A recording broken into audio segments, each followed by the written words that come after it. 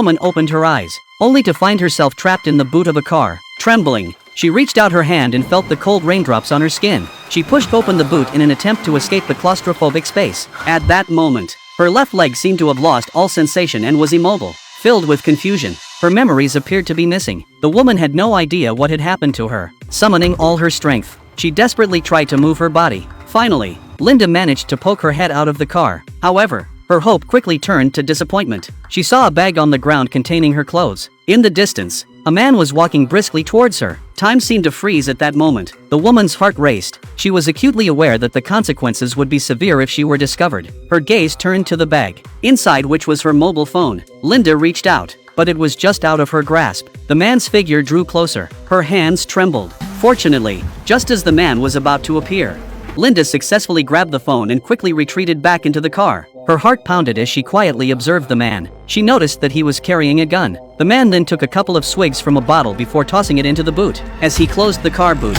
the car soon drove away. The woman grew even more anxious. She clutched the phone tightly, trying to seek help. She immediately dialed her boyfriend's number, but there was no answer on the other end. In despair, a friend called. The woman, seeing a glimmer of hope, urgently pleaded for help, but the girl thought she was joking and told her not to mess around. Angrily, the woman hung up and called the police instead. Just then, the phone signal suddenly cut out. The woman's heart sank into complete despair. She turned on the torch to check her injuries. There was no visible wound on her left leg, yet it remained immobile. She guessed she might have been injected with a sedative. At that moment, a flashing red light caught her attention. Groping around, she found her sports camera. The camera was on, and its contents revealed the truth to Linda. She had fallen unconscious after drinking the villain's water, but the camera had also captured the man's face. Just then, the phone signal suddenly returned. She immediately dialed the emergency number, informing the police of her situation. The police said they would respond as quickly as possible, but since they couldn't pinpoint her exact location, they asked her to stay connected. The woman sent her location. The police found it to be near a rural road,